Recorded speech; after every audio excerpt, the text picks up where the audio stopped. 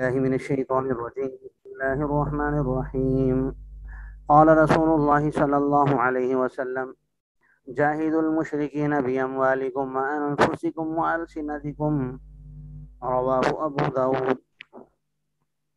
نبی کریم صلی اللہ علیہ وسلم کا ارشاد گرامی ہے کہ مشرکین سے جہاد کرو، اپنے اموال سے، اپنی جانوں سے اور اپنی زبانوں سے۔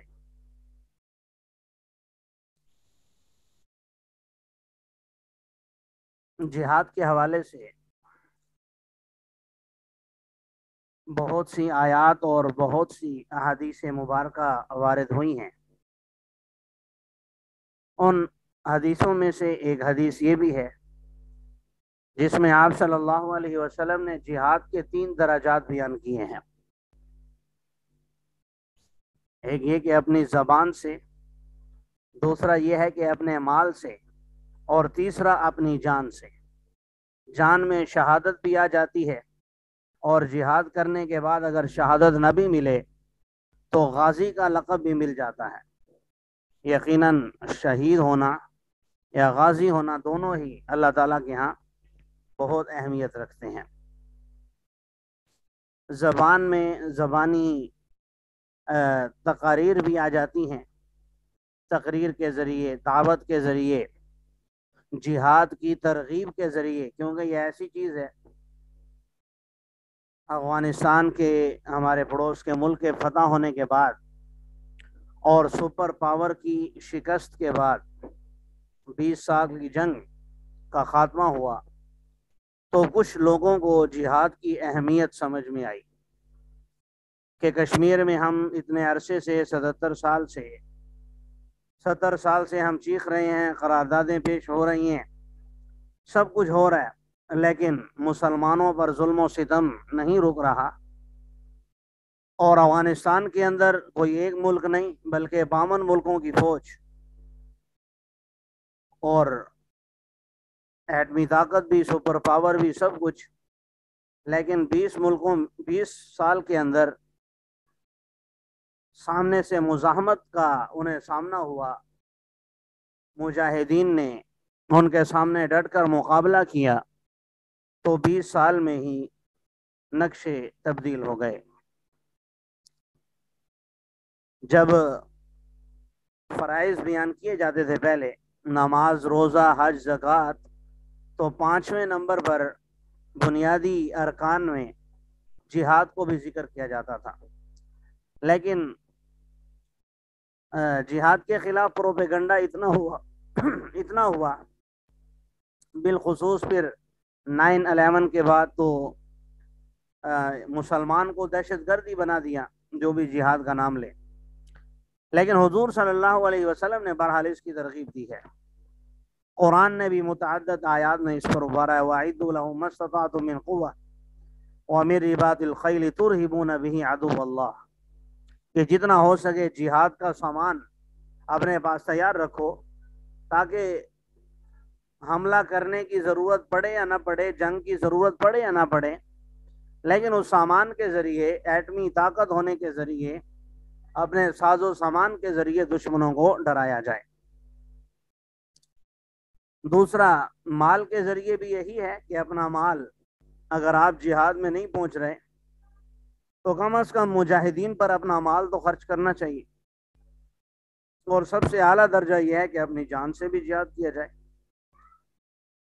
باقی ترکیب کے حوالے سے یہاں پر جاہدو فعل بفاعل، المشرکین مفعول بی، باموالکم باحرف جار، اموالکم مضاف مضاف الیہ مل کر معطوف علیہ، وعاطف انفسکم معطوف علیہ، یا معطوف اول بھی کہہ سکتے ہیں، وعاطف السنتکم مضاف الیہ ہو کر معطوف ثانی۔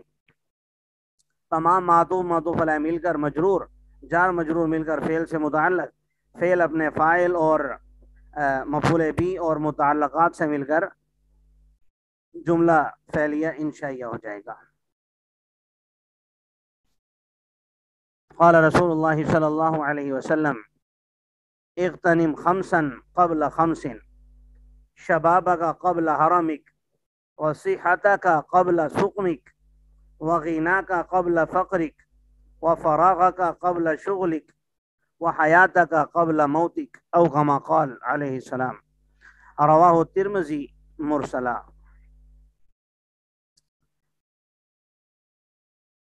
نبی کریم صلی اللہ علیہ وسلم کا ارشاد گرامی ہے، بڑی قیمتی حدیث ہے کہ 5 چیزوں کے آنے سے پہلے، کیونکہ یہ چیزیں ہر انسان کی زندگی میں آنی ہیں، تو 5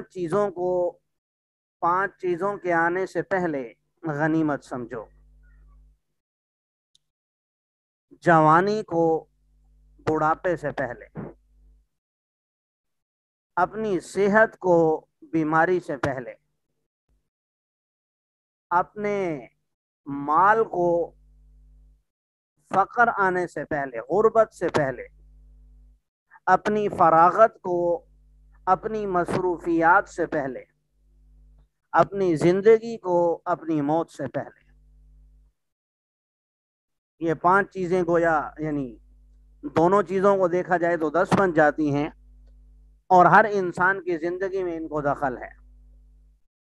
تو اس لیے فرمایا کہ جوانی میں یہ مت سوچو کہ جب بوڑھا ہوں گا پھر عبادت کر لوں گا، بلکہ اپنی جوانی میں ہی جتنا ہو سکے قوت اور طاقت کو استعمال کر کے عبادات میں صرف کرو، اللہ کی اور اس کے رسول کی اطاعت میں صرف کرو، اس سے پہلے کہ بڑھاپا آ جائے۔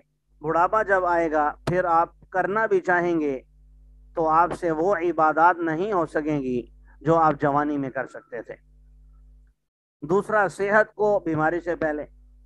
یقیناً جب بندہ صحیح ہوتا ہے، تندرست ہوتا ہے، تو بہت سے کام کر سکتا ہے، اور بیماری میں وہ کام نہیں کر سکتا۔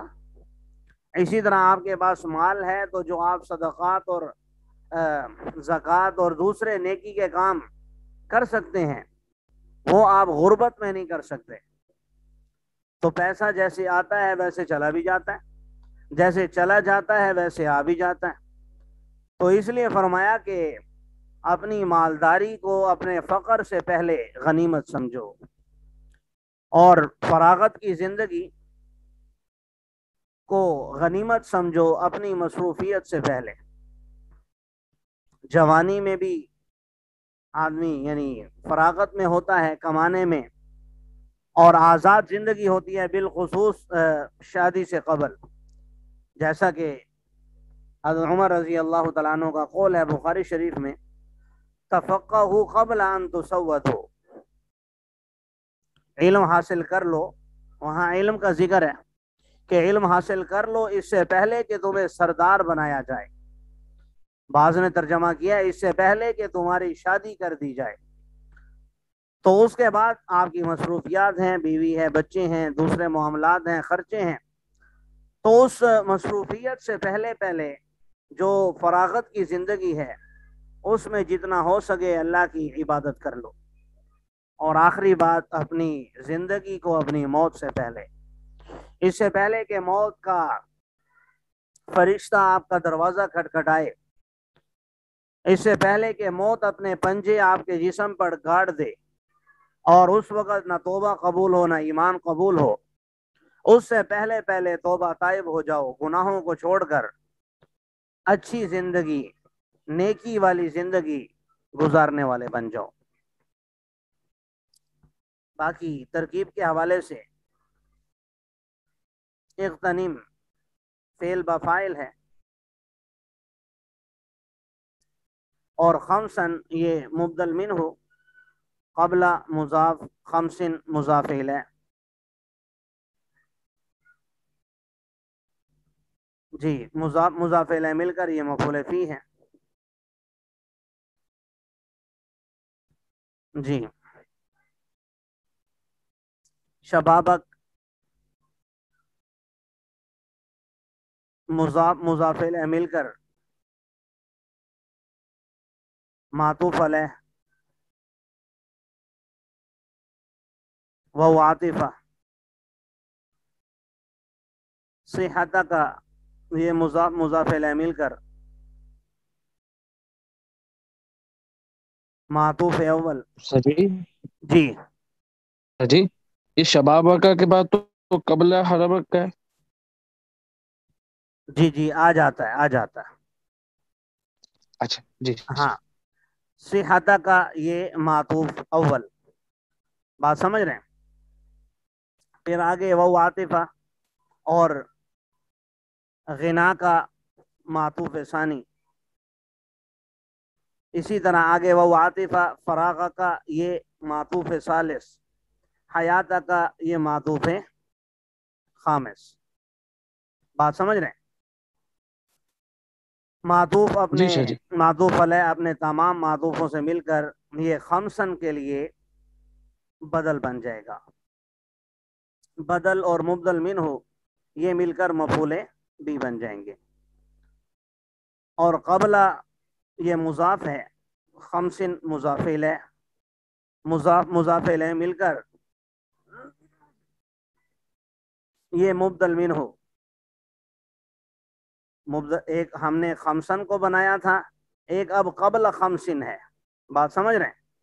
یہ مبدل منہ جب بنے گا، آگے جتنے بھی قبل حرامک، قبل سقمک، قبل فقرک، قبل شغلک، قبل موتک، یہ تمام کے تمام اس کے لیے بدل بن جائیں گے.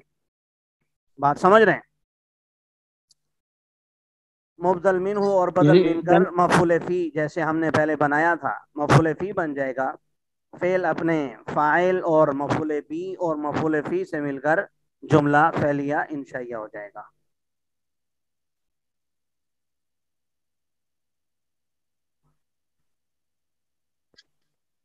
جی